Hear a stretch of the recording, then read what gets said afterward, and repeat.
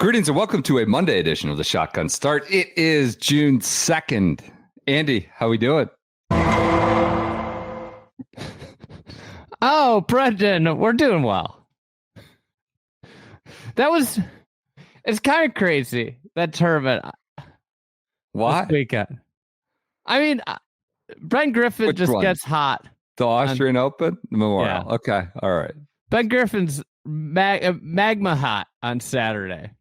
Start out the day. You know, he makes a run. He gets to 10 under.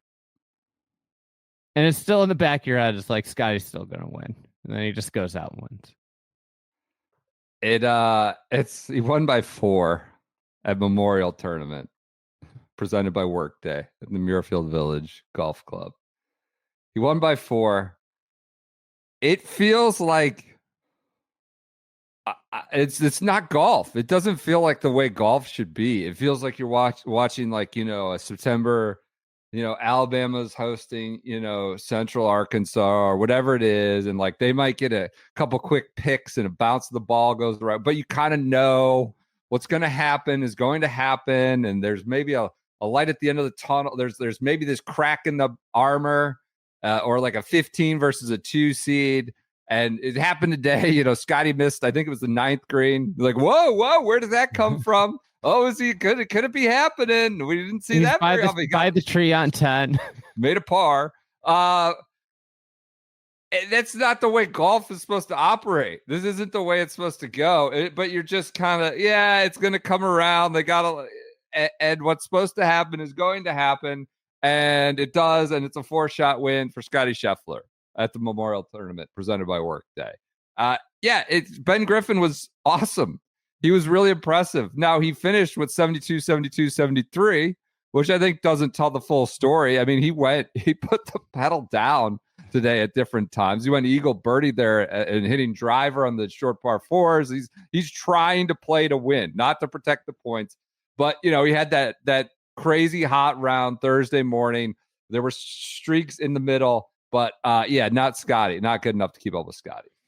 I think Ben Griffin played this tournament like most humans play it. Like it's a course that you score on certain holes and then it takes it back from you all the time. And if you look at like most people's cards, that's the way it is. It's like a smattering of birdies and bogeys and doubles mixed in. And then it's like, oh, then you got this freak alien Scottie Scheffler who plays the weekend with 1 bogey. And the bogey is because the only reason he made bogey is because he ended up right next to a tree, like right on the tree. So he had to chip it out. And like the reality is if he did, he probably gets it up by the green or on the green and he makes a par, right? Like the guy just does not make bogeys. And when you don't make bogeys, it's really hard to lose golf tournaments. That's what I've heard. The bounce next to the tree, the police, they might not like that one, where you end up next to a tree. That's just one little. The crime stats were immediately brought back down, though, to where the community, acceptable levels for the community. But other than that, slight disturbance where we got the bounce next to the tree. All was well and good. I gotta say, I knew I was going to be using the soundboard today. And I was rummaging around and I saw this Scottie Stickler thing. I didn't even know what it was. And I asked PJ, he said this was a submission from Golf Advice. Listen to this. I'm just a stickler for fairness. Yeah. Fairness may not be your thing. Not just a stickler. He's the sheriff. That's right. That's right. Nickname we coined, the sheriff. Scottie Scheffler made his way onto the broadcast today. Little, I don't know if it was a slip up. It was intended. It could have been just totally unrelated. Could just be a random word that came out of Ian Baker Finch's mouth. He meant to say something else, but there it was on CBS. Let's see what the sheriff can do as he's standing over the ball. Should I play it? Yeah, I didn't know if we had it on the board. Okay, see what the sheriff can do.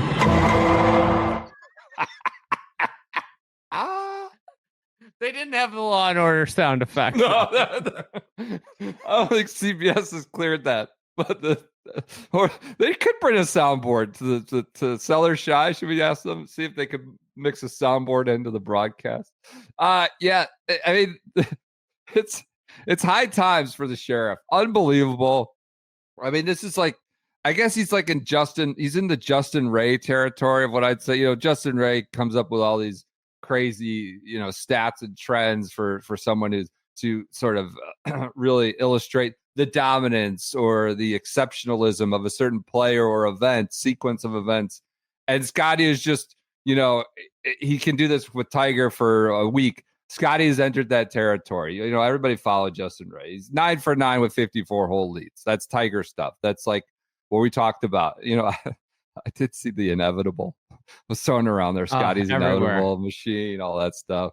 That was there. I mean, but when he gets 54 hole lead, he doesn't lose. He's now winning nine straight 54 hole leads. He's closed out. Yeah, I think he's 9 for 9. I don't think he's ever not closed one out. You know what that is? What's that?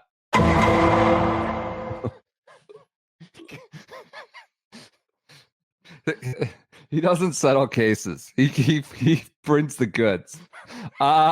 He convicts. What do they say? There's like a saying or something like when the Fed, I don't know what agency comes after you.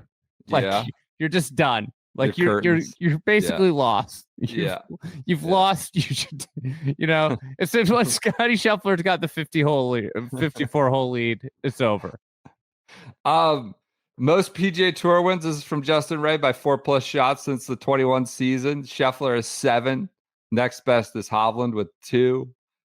Most times defending, he's joined Tiger and Phil. He defends tournaments. Now I think he's defended 5 times, I believe. 4 or 5 times. He's done Players, Sawgrass here.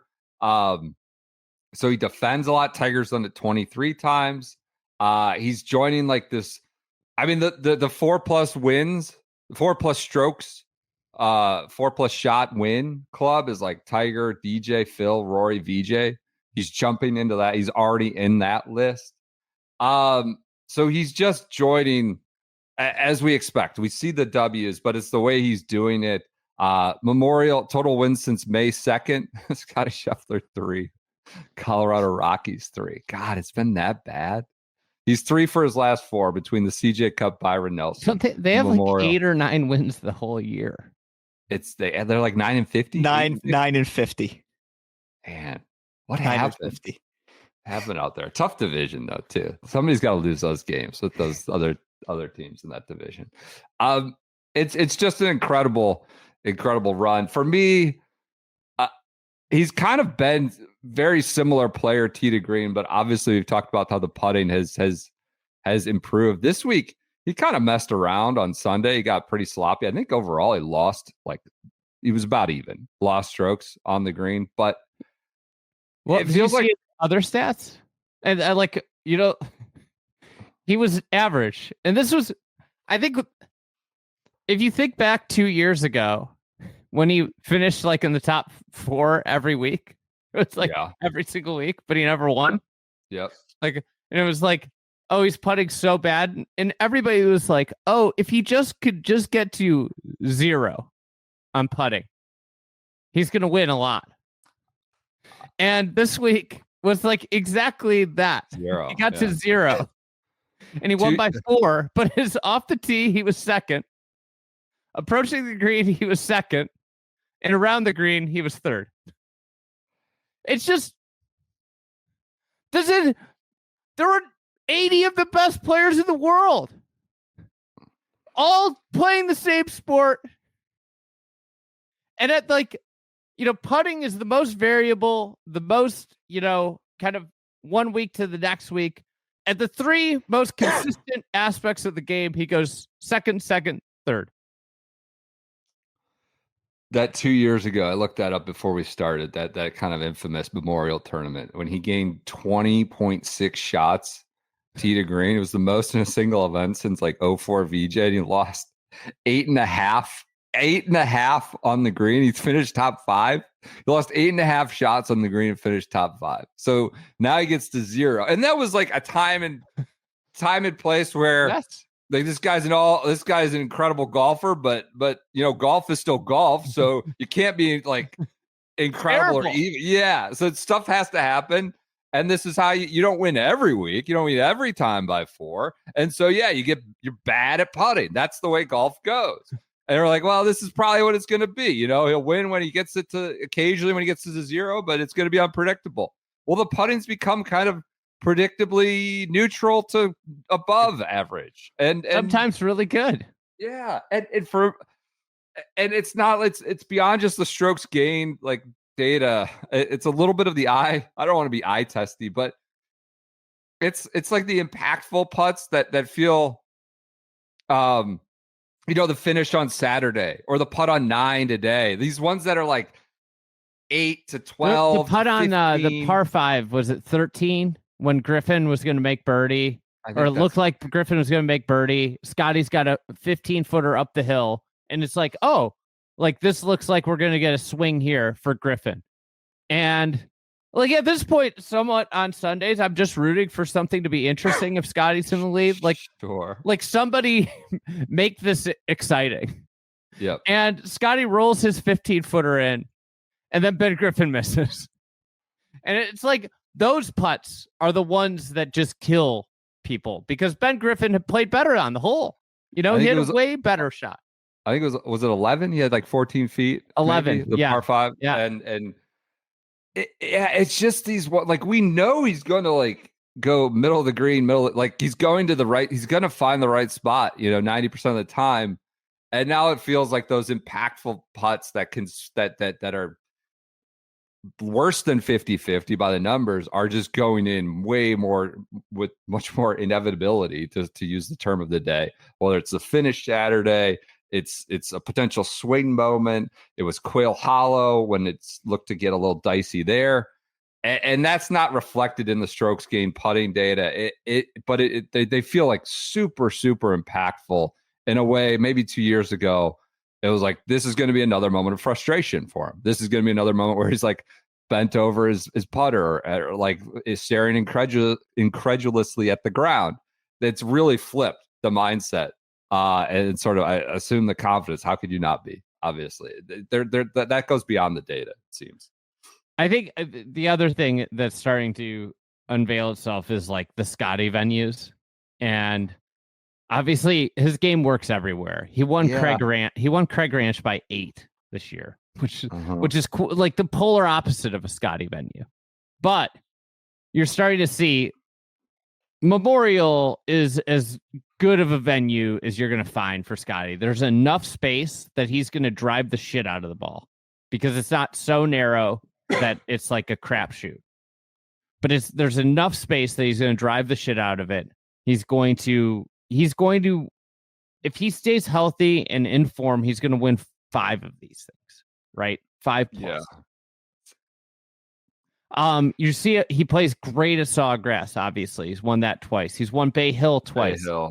You know who this is kind of familiar? Who this is similar to? It's too bad they don't play Firestone. Tiger. I know. Yeah. Is it Torrey? Right. I mean, I don't know if he's played Torrey very much. A little different, a little bumpier. Phoenix is the other one he plays really well. Yeah. Yeah. So, I mean, it's hard for him not to play anywhere well. Again, that's what I was going to say. Where are we going to? Like, I know we've talked about this. I mean, Oakmont is going to be so good for him. So good. Oakmont's going to be great for Rory, for Bryson, Scottie. I mean, but I think Oakmont's a really good fit for Scottie. If he doesn't think the greens are gimmicky, because, the one thing I will say, I'm just a stickler for fairness. Yeah, fairness may not be your thing. Well, that's the only. Honestly, it feels like the only thing that can derail Scottie at a golf course is if he thinks it's unfair. That may be true. I think he's just going to figure out where to land it short and where to run it. But yes, maybe putting. I don't think he's on the green. Yeah, it's just, you're like racking your brain to be like, oh well. The problem is You made an excellent point, I think, after the Masters of like when Rory peaks, it's like he can do crazy things, right? And Scottie, but the problem is the other like 275 strokes that need to be made and in a tournament and 268, whatever it is, that no one can touch him across that examination. No, it's not every week. That's never going to happen. But it's. I didn't think we'd ever get to this point where it felt so much. It felt so predictable. It felt like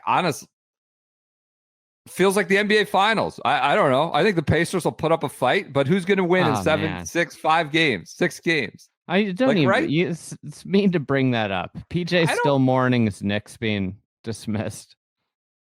I don't think the Knicks are beating the Thunder either. So I get it.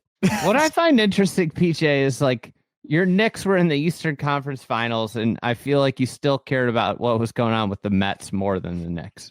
1,000%.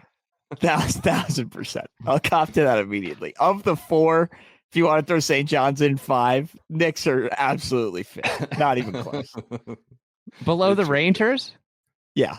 I don't understand how you're not an Islanders fan when you live on Long Island. I don't get, like, I feel like everybody that lives on Long Island should have to be a Long Island or an Islander fan because you're on the island that they're named after. No, Rangers. Whole life. Never wavered, never thought otherwise. Okay. All right. Not a convincing defense, but that's just the way it is. That's just the way it is. That's it. Any other Scheffler notes? I like we're going to do this on Sunday nights and Mondays, I think, with some consistency here. I don't want to. We'll just do a tally. 16 wins, PGA Tour wins. That doesn't include the Olympics. So 17 wins. This started literally 3 years ago and 3 months ago. That's 39 months ago. This started. And he's won 17 tournaments of note since then. Ridiculous. That doesn't. I didn't include the heroes in there. If you want to include the heroes, you go 19 tournaments. They were crazy impressive, those heroes. He knows how to make a hero impressive. But think about that. If you use the 19, 3 years and 3 months, that's 6+ a year. You got to figure he's set up. He's gonna pick off FedEx Cup events, playoffs. Question. Yes. Is there still room for improvement with Scottie Scheffler? Like, can he go to another level? He's 28. Yeah. What would that be? Turns 29 next month. This month. I think a part of so he figure out how to balance being this crazy competitor, right? Like psycho competitor. Like, I'm bad at putting. I'm going to get better at putting. With like keeping it simple. Like, I'm not going to freak out about not having the speed. I'm not going to freak out about maybe not having the perfect whatever footwork or something, or the most power. So he has this balance of like being a crazy competitor, but understanding what simple works for him. So what improvement? Well, he's not going to chase a ton of speed. Where does the improvement occur? Just increasingly around the green, on the green. I think he could pick up a couple mile. Sure. I mean, like, this is something that we've seen Rory do in his 30s. Yeah. Does he want to do that? I'm just such a. I think it's amazing the perspective that his coach had about Scottie. We're not trying to make you the best player. Like, he would routinely remind him, we're not trying to make you the best player at age 15. We're trying to make you the best player at age 25. Yeah. Like, we're not trying to. I just pulled up the Walker Cup team that he was on in 2017. Scottie Scheffler was a big time player, right? But he was not. That was a big team. Big team. Yeah. If in 2017, what odds would you have gotten that he would have been the by and far away the best player on this team? Like it wouldn't even be close. It wouldn't be anybody within a can, like, you know, so Cameron Champ. Now keep in mind, like he won twice before Scheffler was even on tour. Doug Gim, Mav McNeely, who was, I think at the time, number 1 or 2 in the world. Won everything. Yeah. Colin Morikawa. Morikawa, for sure. Doc Redman, who had won the USAM that year, was higher. You know what Scottie was in the Wagger rankings that year? What was he? 42. I was going to guess like 25. Okay. Braden Thornberry, NCAA champion that year. Yeah. Norman Zhang, number 10 in the... Norman Zhang, who, like, everybody was like, maybe the next Tiger. The guy, yeah. Will Zalatoris, number 12. I mean, I think you put him. I was thinking about this the other day. Ironically enough, I mean, what are the odds? Like, I don't know, 60-1 that he's the next 50-1. Like, you put 5 guys ahead of him or something like that. You put Morikawa, you put Norman Zhang, you put Zalatoris, McNeely. I don't know. Scheffler was a stud. This isn't to say he was unheralded at all, but it was just a great team. I think like the thing that you would have looked at and been like, if you wanted to like pick a sign, was if you look at their notes on Wikipedia, like what they did to get there. Yeah. His was low am at the 2017 U.S. Open. The year before that, he had shot like, I think he shot 68 or 66. I made 68 in the opening round at Oakmont. You know, he had done really well in the NCAA. Obviously, he had the success of the junior. It was like all big events. Like he was 42 in the Wagger, but like every time it was a big event, he was in the mix.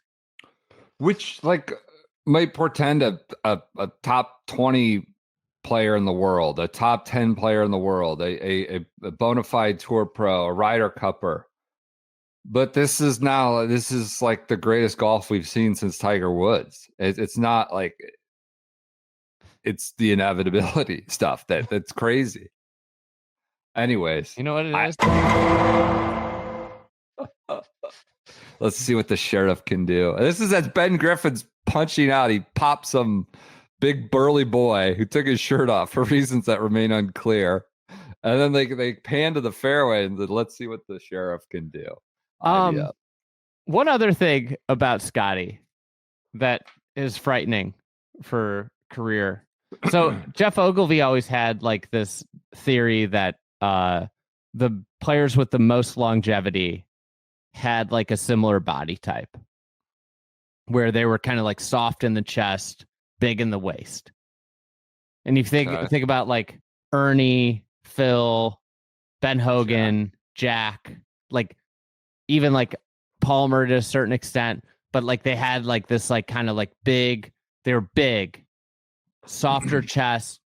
And like I think Scottie's starting to fill out, and his body type is kind of that. Like he's tall, obviously, but he's getting bigger, you know? Like he is not, like if you look at him from 2 or 3 years ago, like he is filling out, and he's starting to fill out into that mold of a body type. This was I'm not sure if Jeff ever said this on the pod with me, but it was something he had said to me just in passing about like how he believed that there was a body type for longevity. Interesting. You know what a body type for longevity needs? Needs sun protection. If you want any kind of longevity in that body, you better not be going out there getting parched and popped by the sun. And you go to oarsanalps.com to procure your sun protection items for the summer. Summer is not quite here by the calendar, but it is June now. And we haven't had a lot of pool days yet. We're still stocked up. Don't want to come off as a fraud here. Haven't had to use a lot yet. Although I saw PJ somehow got sunburned when he was down here for the PGA, senior PGA. It was like 60 degrees and windy and cloudy the whole week. I think PJ some. Could have been windburn, but it was not good. Whatever it was not good. They haven't sent you any Orson Alps, have they? No, not yet. We gotta get you sensitive. We're gonna get you dialed in for Oakmont. I also, as I said to somebody on Twitter that said, "How did you possibly get sunburned?" It's a lot of this is user error. I'm not a strict reapplier. I will hand up and call that on myself.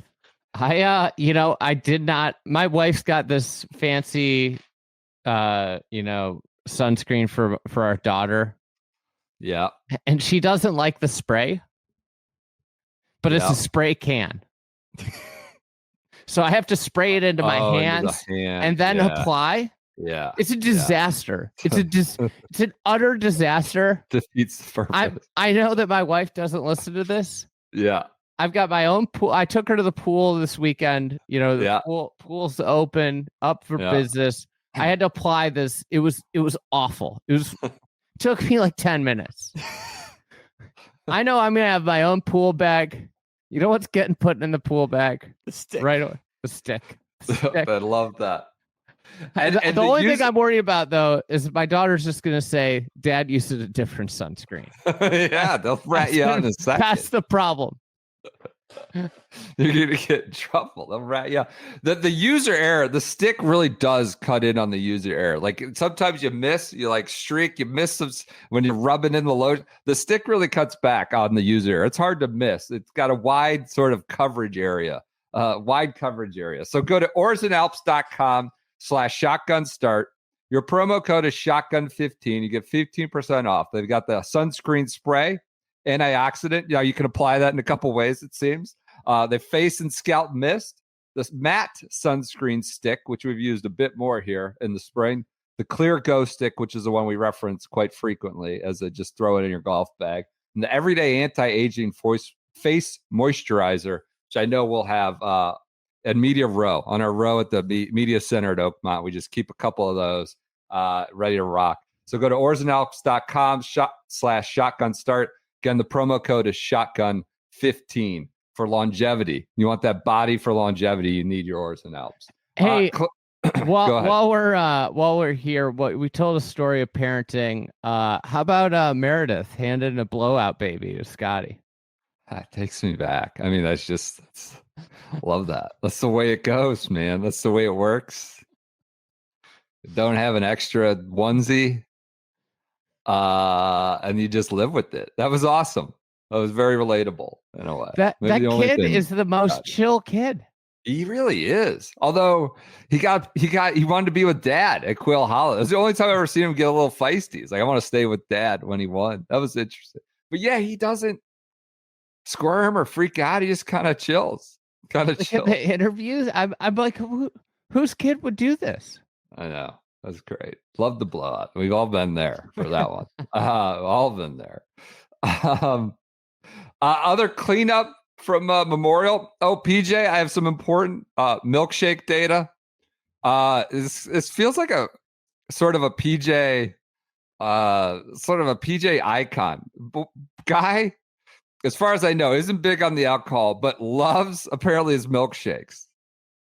Fitzy, your pick, Fitzpatrick allegedly led the milkshake consumption count at Memorial. This comes from Data Boy Joseph Lamagna, who's apparently digging into what he called the WAG TikTok scene. So I don't know what he's trying to gather insight and data about what these guys are up to, and says Fitzpatrick was had the most milkshakes consumed. Love that. It's fitting that I get jammed for my ice cream takes by everybody this week, and I pick Ice Cream Boy. It's fitting. Didn't do much for you, and one I'm done. Didn't do a ton. I was watching early yesterday on Saturday the featured groups cast or whatever, and they were just talking about how he's playing out of the rough so much he must be using this weekend as prep for Oakmont. And I was like, it's never what you want about the guy you bet on. So it was a great Matthew Fitzpatrick week. My pick.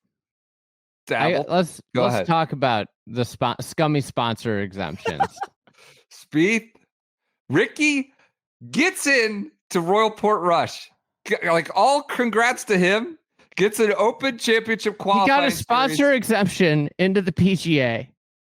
And then his sponsor exemption into a signature event, which are supposed to be the most cutthroat events in all of golf, get him an exemption into Portrush. Well, I mean, like this one, at least he had to go and play. Like it wasn't quote unquote. He shouldn't have been there. He didn't qualify to be there. The other problem is he's playing in an elite field, and it's low scores of guys otherwise not exempt. And because it's an elite field, so many of them are already exempt. They can keep going down to the guy who finished T7, and he's in. Like, do I think he could have qualified for? Sure, but it played at the right time, played well at the right time. He's got to do it again on Monday, sectionals, to get into the U.S. Open. But he got in a sponsor exemption and parlayed into a Portrush Open qualifying series, which I generally like. I like the Open qualifying series, the way they do it. But I'm not sure they should have it at a SIG event. I was trying to figure out, and I didn't have enough time from when we were recording this to figure this out. I was looking at like if Ricky didn't get it or Snedeker would have gotten it on a work day. Because he was another sponsor exception for finished T7. So if one of those two guys didn't get it, I was trying to figure out who would have gotten it. And I think it's like all the way down to like maybe Ryan Fox at T20. No, Ryan Fox is in. It's Ryan Gerard at T23. Yeah. If so they shouldn't have one for this event. Yes. Yeah.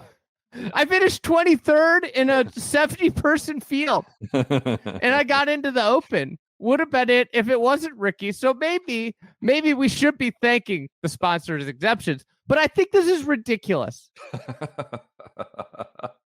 It's a fair question. Yeah. The sponsor exemptions into these signature events have to go. They have to all be merit-based. Tour Cobbs is defending them. Tour Cobbs went out of their way to tweet about how 3 of the 4 sponsor exemptions finished whatever, top 10 or something like that. Ricky it should be and Spieth are just like feasting off of these free points. Feed me like Zeke. When they missed the tour, it was like so abundantly clear that they were going to get every sponsor exemption, and they basically have, except for API, except for Sam Saunders standing up for the system.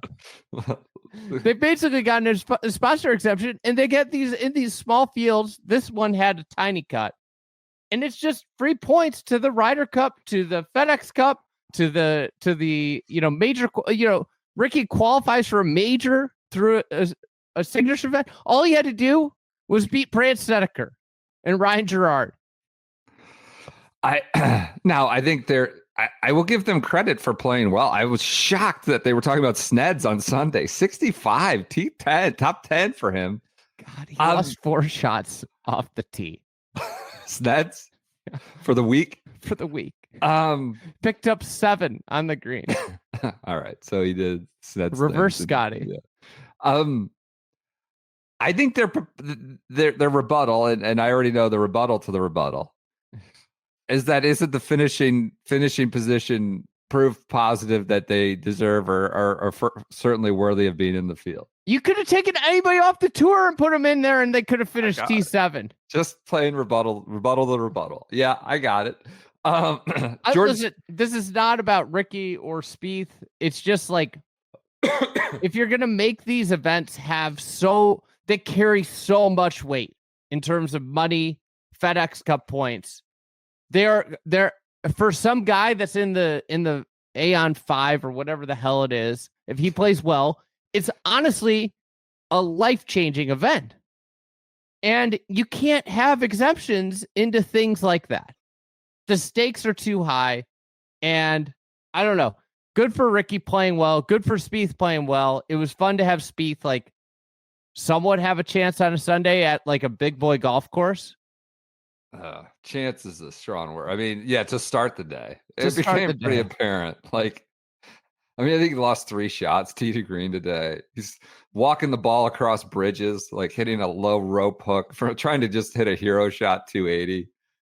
Fair Police helped him out on that one. Just walk the ball across the bridge.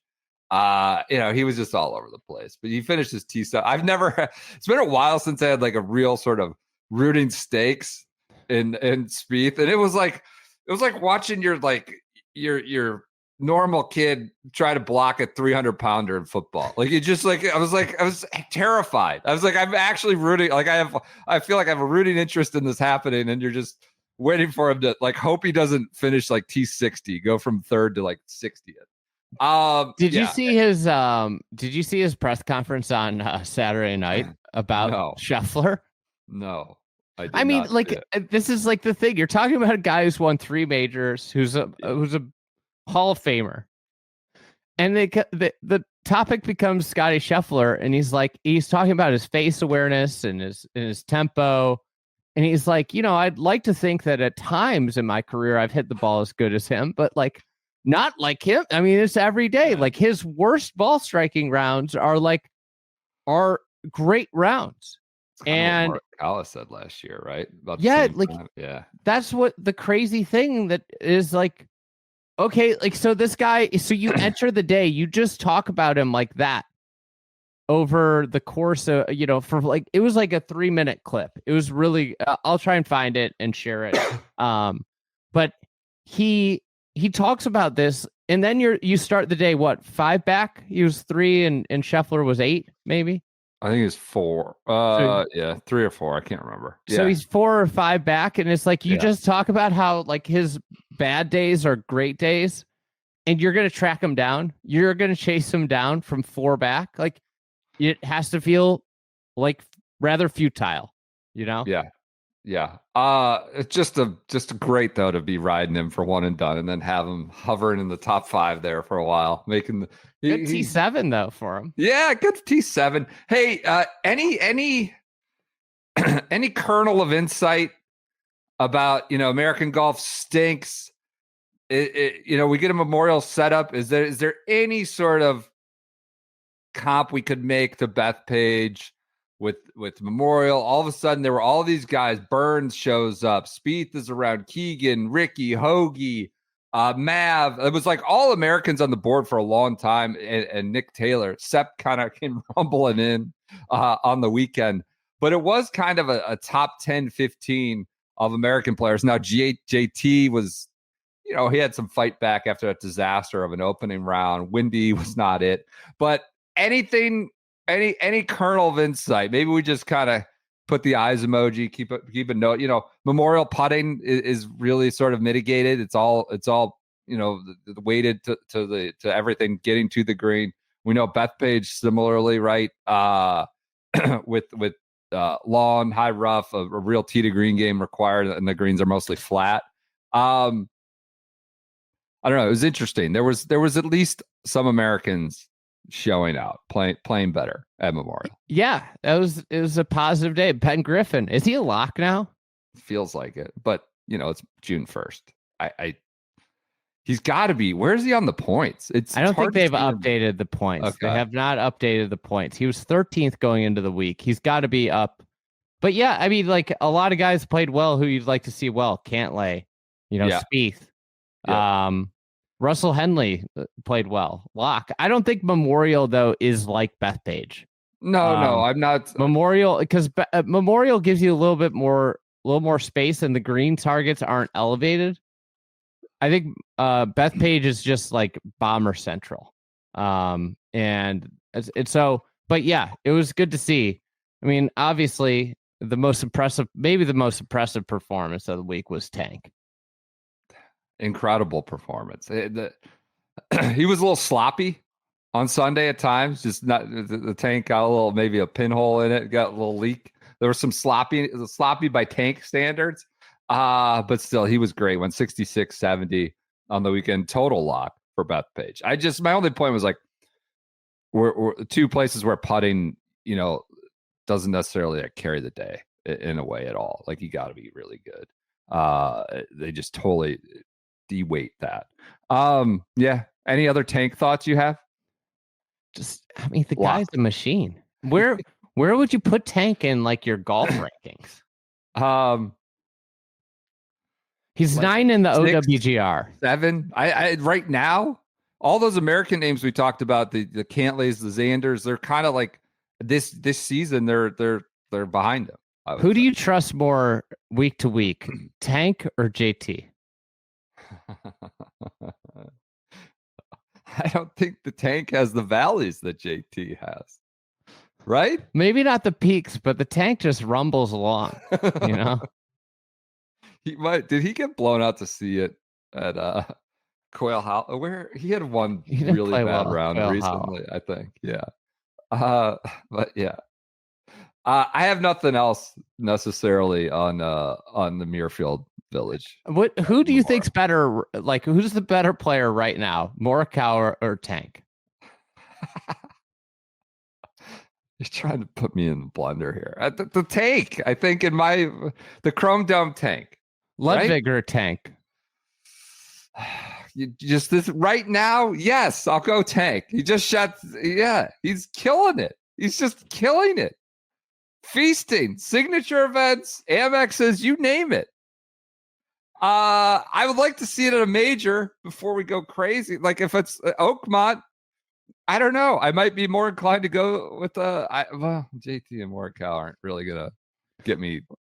What about Tank or right now, this is what I'm hearing. He's missed both Scottie cups here in the major. Scottie, both cups. so you go Scottie, Rory, week in, week out. Scottie, Rory, Bryson. Yeah, Rahm. Is Henley or Tank? Probably Henley.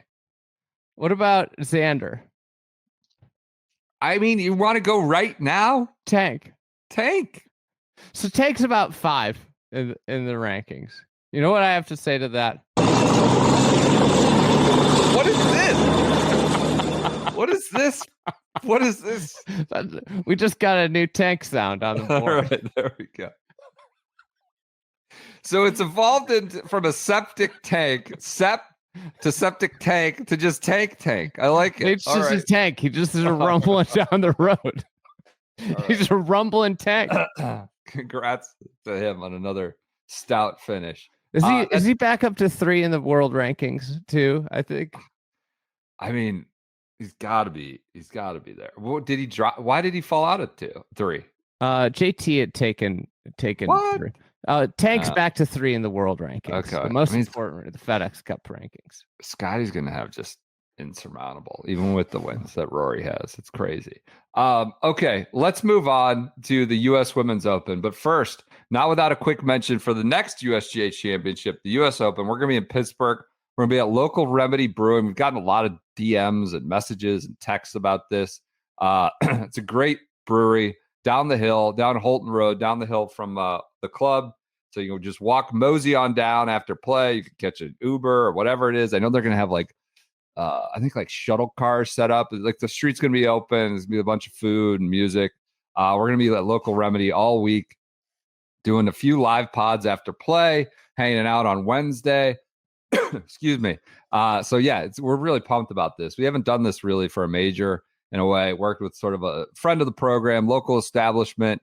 Place is about a year and a half old.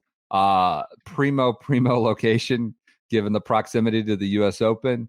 So we're fortunate we got it, and we're going to be able to hang with friends. If you're a listener, you're coming from wherever, Ohio, Pittsburgh, Maryland, wherever, stop by Local Remedy. We're going to be there Wednesday, Thursday, Friday, Saturday, maybe even earlier in the week. We'll see. But we're going to be down the hill. Do you think we'll have the soundboard rolling there? I can work on that. We'll have the soundboard in for episodes. I'll see if we can figure out how to get it back out through the speaker to the people. I don't think the general audience would like the siren. Those people are just coming to have a craft brew, and Andy's jamming the siren button. Yeah, so we got sirens now. We got a tank. I'm sure Don Ray we probably won't be using the tank. The week is so far based off the majors. Tank's gonna get caught in the rough. He's the gears aren't gonna grind through the rough. They're gonna get stuck and jammed up in the rough. The tank.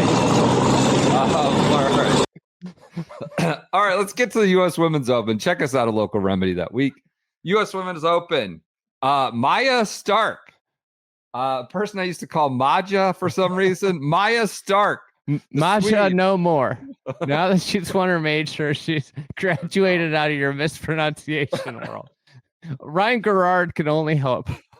Apparently, I was mispronouncing the El Miss kid NCAA champ. Yes. But no, I did research. I was given intel from Lacosta that this is how you do it, but it might have been someone just messing with me, leading me down a dark alley to keep mispronouncing. This is, you go, LaSazlo. I was like, all right, that's what I'll do.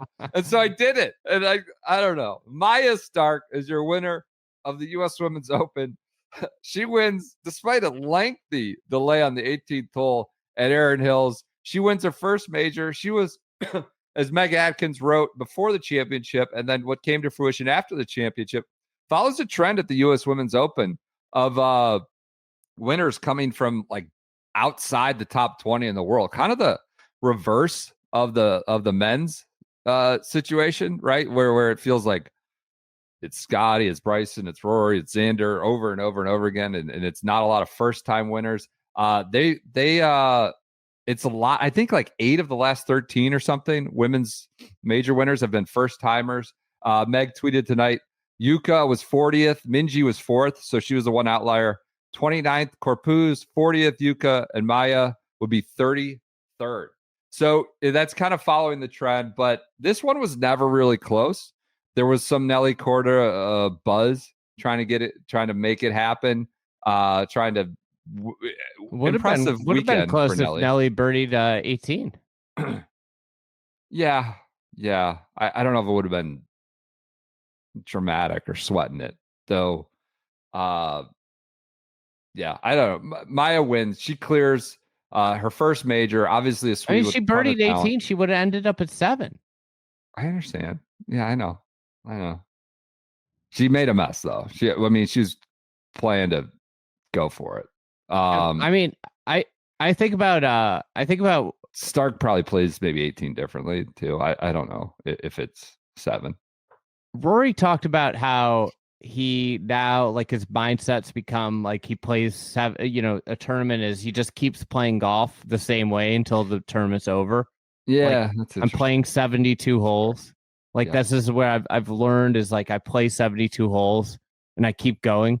And that's like the quintessential example of like trying to do too much. She was in the perfect spot off the tee to go for it. Like, it's like kind of a crazy, you make bogey there. And I like probably was a little too aggressive with the second shot, which led to her hitting it over into the worst spot she could be. Yeah. And it's like, if she makes birdie there, it makes Maya.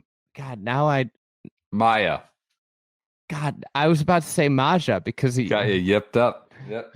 And it makes Maya Stark like have to think at least. Yeah. That's fair. I thought earlier in the round, the one moment where Korda missed a putt like from 6 feet, right on 12 or 13. Yeah. And Maya Stark hit a 15-footer. It's totally in my head now. Hit a 15-footer at 11 for birdie, and it was like that felt like curtains. Though I don't know, we saw a lot of disasters on the back nine. Like setup gate. Well, 15 people were worked up about 15 on Saturday. They made it 248. Awesome hole. Pin was back. People were de-greening, putting off the back, making, hitting on the green, making 7, landing on 1, getting pin high in 1 and making 7. There was an eagle. The variety of plays, the variety of where the balls landed, the variety of outcomes and scores. I thought it was pretty interesting. I thought that, but there were 3 groups on it at one time that got a little pace of play issue going on. But I think that just felt like we were clutching pearls. It ended up being a great sort of test. It might have not been beneficial to pace of play. What also not beneficial was Julia Lopez Ramirez, the Spaniard, who was awesome, like a great amateur out of Mississippi State. That was all-time, as you tweeted, all-time icing of Maya Stark. I mean, God, just all ball, boom, touch them all, then decides to play from the literal scoring tent. And, then she's short again, and it's rolling, tumbling back to her feet.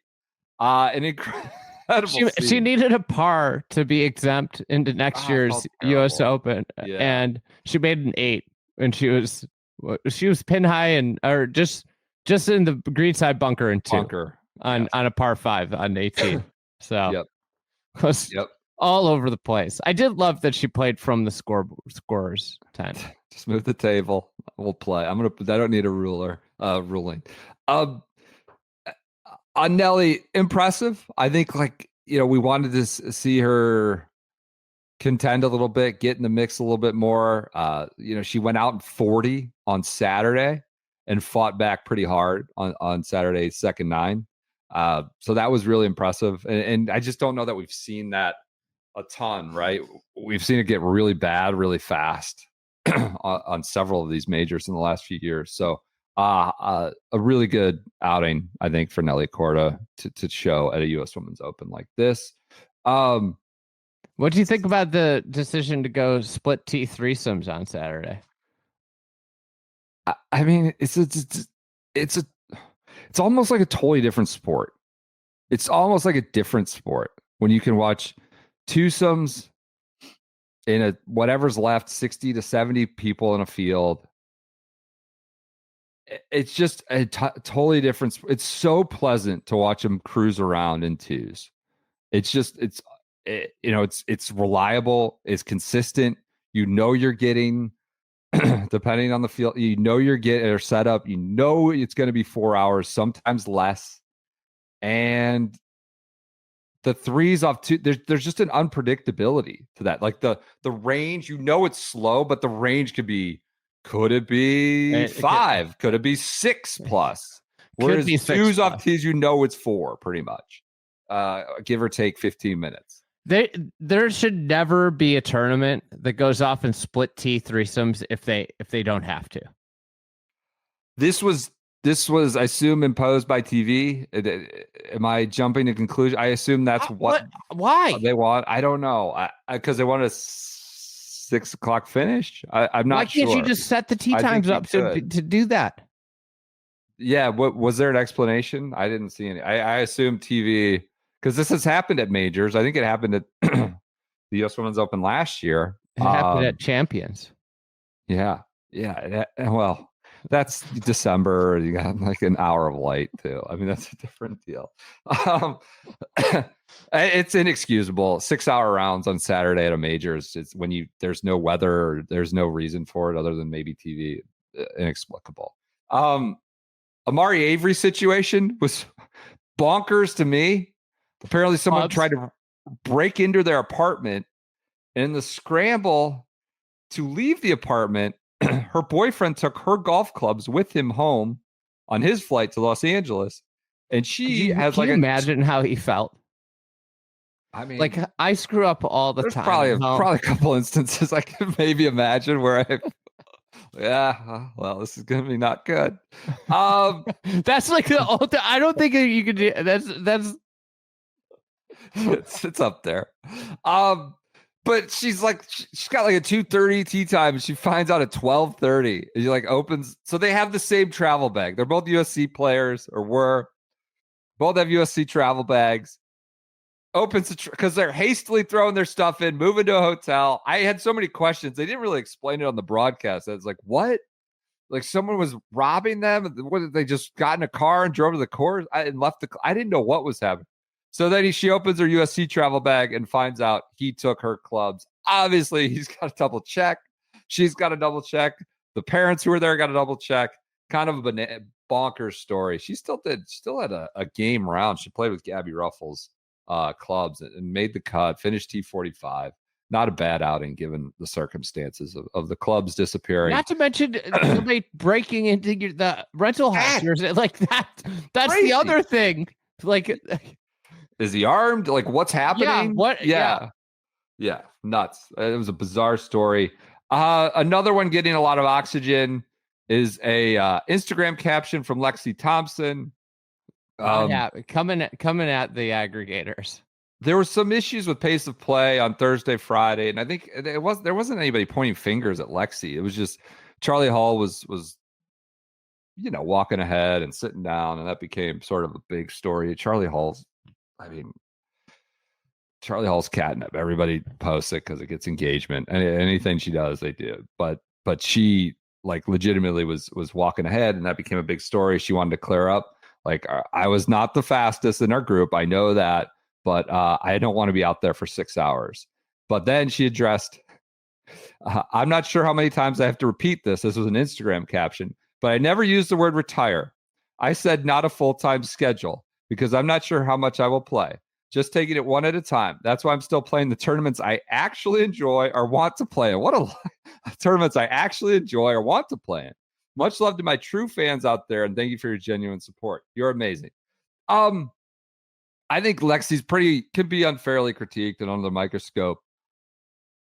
Look, they did whatever word you want to throw. There were tears, there were press conferences, there was a tour, the LPGA's own press release, an own post on their website. It said use the word retirement. Okay, maybe they misinterpreted. Like every implication, every emphasis made was that she was retiring.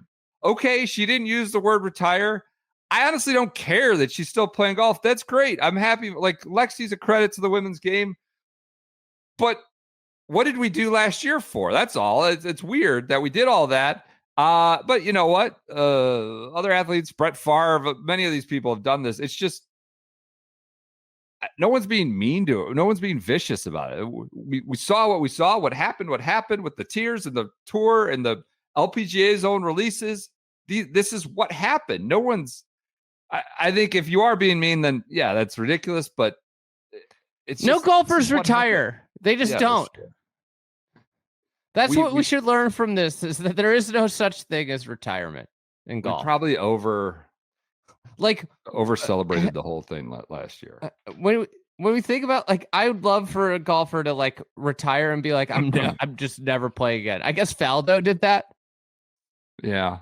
Immelman's kind of done that, where he retired and he's just not played. But for the most part, like, then they go to the Champions. Like, there's no thing as retired. You know, is Annika retired now?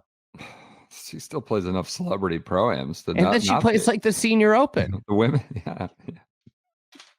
So, like, no, she's not retired. You know, the women's open is going to go to like Chicago or something. She's like, I like that one. I think I could play. I want to play that one. And she won't be. She'll be back. I don't know. All right.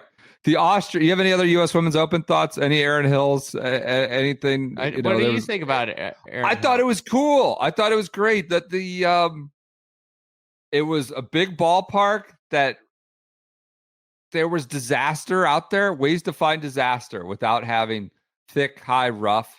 They didn't necessarily have wind all 4 days. I thought it was a pretty cool Women's Open test where you could really muck it up around the green and make a mess of things, but also shoot whatever 7 under to win a championship. I thought it worked out pretty well. I don't want to get ratioed here. It didn't seem like crowds were huge, but I didn't track that closely. Yeah, you can spread people out there, and the drone shots are going to make it look, sparse. But it looked great. I thought it was a good test. Yeah, that's my Erin Hills 2 cents. I feel like once we get through these next two, then it gets real exciting for the women's. What's the one next year again? Riviera. Okay, which is like, it's good. It's good. It should be good, but the grass is so slow.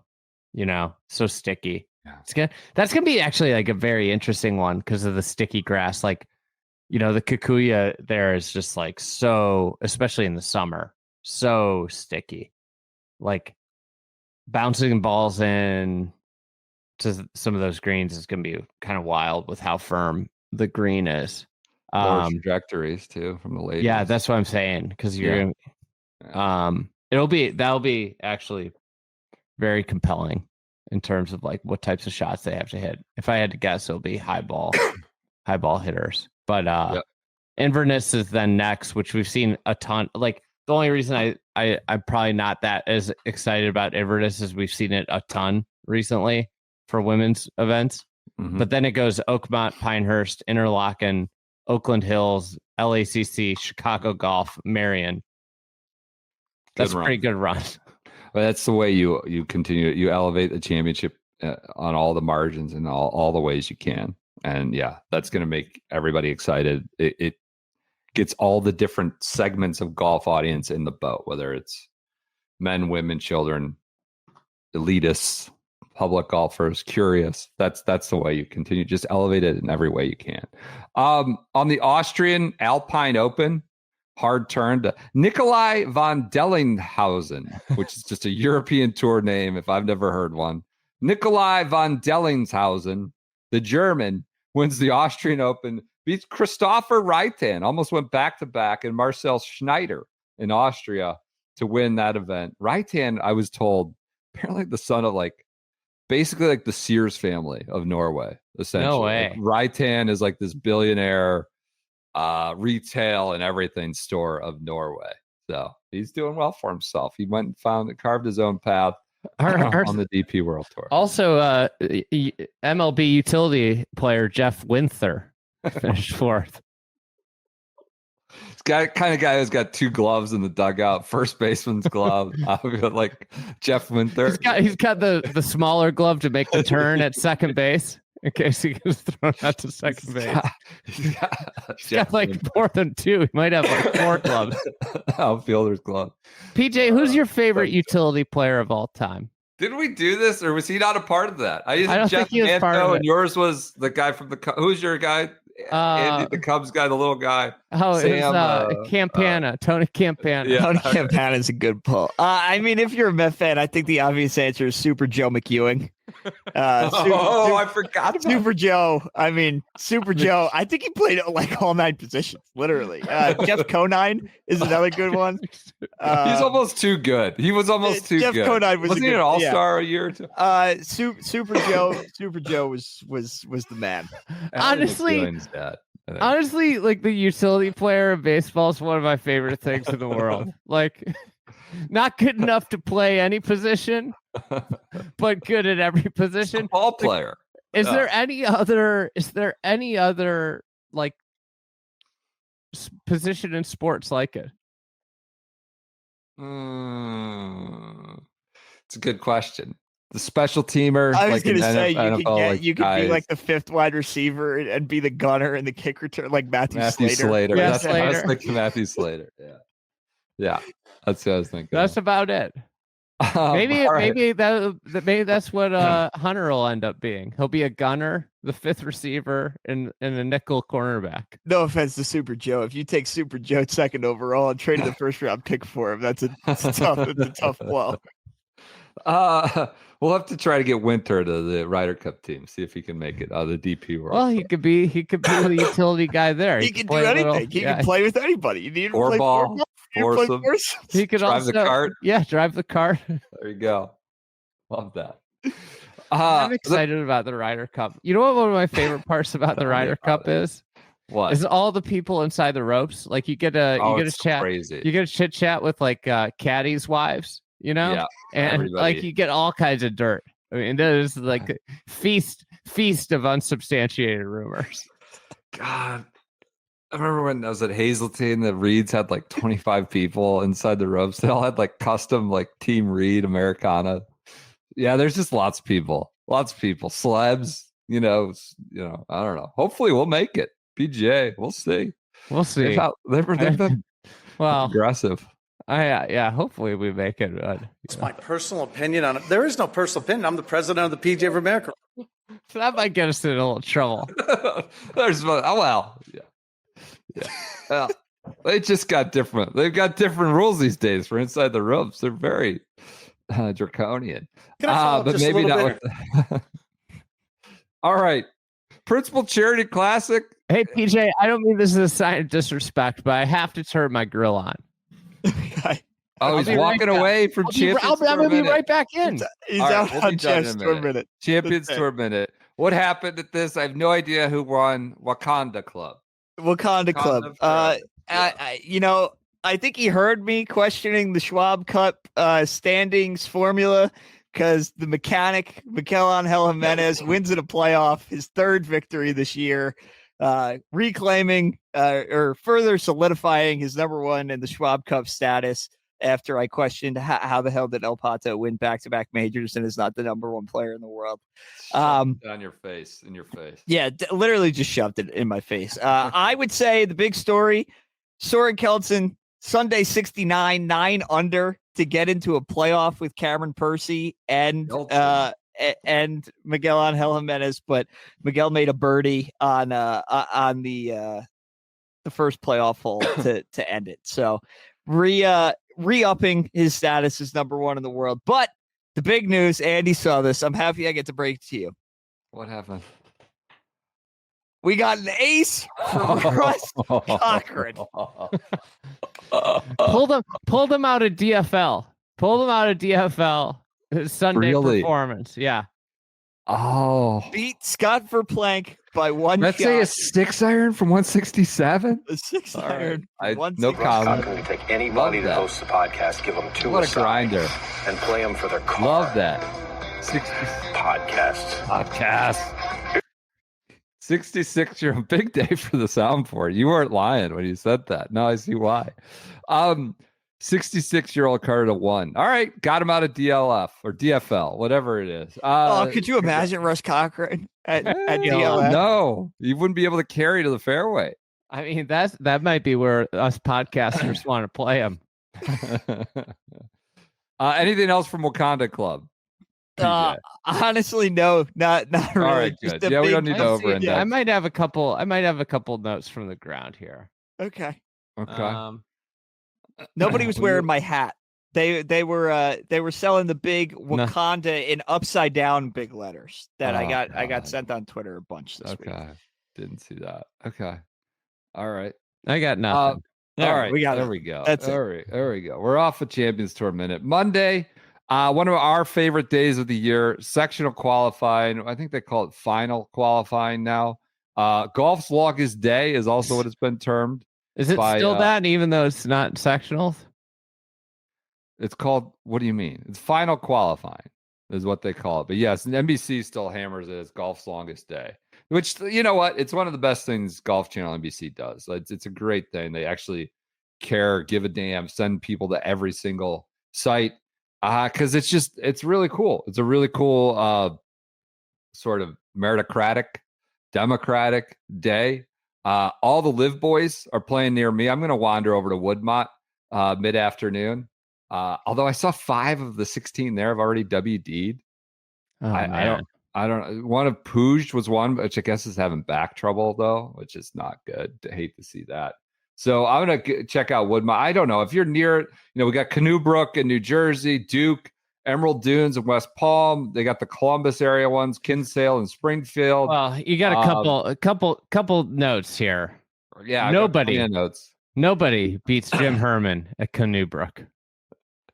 He does love coming out of there, doesn't he? Other note, can't believe he's not notable. It makes me wonder if he's even in the field.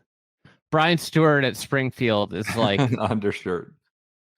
That's true. I forgot him. That's great. Piedmont and Atlanta area, Georgia, Lambton in Ontario, York. So that's getting the PGA Tour U boys. Clanton, Ford, and Gordon Sargent, fresh off of not playing NCAAs, will be at sectionals at the because they're obviously dovetailed right into the Canadian Open. Valencia in California, Wine Valley in Washington, and Woodmont here. So a great day, just loaded with amazing stories. Journeyman. We might have to actually. We have folks in Atlanta. We might need to send them out to Piedmont because we got JB Holmes out there. John JB Bradley? Holmes. Do you think he's playing as JB or John Bradley? Zach is also there, as is both Schneiderjan's boys. So we may need to check out Piedmont. I'm going to go to Woodmont. It's an awesome day. Check the scores, throughout the afternoon. Can't recommend it enough. I mean, half the field basically for the Oakmont comes out of tomorrow. Gunnar Green from Kissimmee, Florida. Gunnar Green. He? Playing the Palm Beach. He's the son of Damon Green, the caddy. Oh, okay. Zach's old caddy, the Dirty Bird. There we go. Oh my God. The aforementioned Norman John is a Duke because you got the the KFT event, I think, is in the Carolinas this week, the UNC one. So you got some guys playing at Duke. It's There's interesting. a 14-year-old playing. Where is he? Matthew Margliano in Florida, too. Okay. So there's I think a UPS driver got through to Woodmont. So I'm gonna have to go check that guy out. That'd be the story. The UPS driver gets in. Would be for us. I know that much. God, I miss that we don't have any boys in brown anymore. Westy WD'd from Woodmont. He was one of the 5. I don't know why he did that. Would have been loved to see him over there. It's early though. Their event doesn't start till Friday. I was just I could see it if they played this weekend and that you would all go to the DC area one. I don't know. It's early in the week. So follow that. We'll be on that all day. News, Rory officially in Canada. That was, seemed likely official now from Friday's confirmation list. I don't have any other news. Happy Gilmore 2 trailer came out. There was much reaction about that on social media, but that's not really pertinent to our podcast, I suppose. Anything else? Wait, Happy Gilmore 2's out? The trailer is out. Stick's out next week. This Wednesday. I think 2 days, 3 days. I'm excited about that. I saw the trailer and I was chuffed. I was heartwarmed. I was warmed. I thought it was a good trailer. I don't know. Is it gonna, win an Emmy? Is it gonna be the most consequential work of art that I see? Probably not. But it looked the trailer was amusing. It was interesting. Looked good. It was not what I expected. I'll tell you that. So that's out Wednesday. All right. Anything else for the Sunday episode? Monday episode, I should call it. We'll be back. We'll check in. We're on to Canada. We're on to golf's longest day.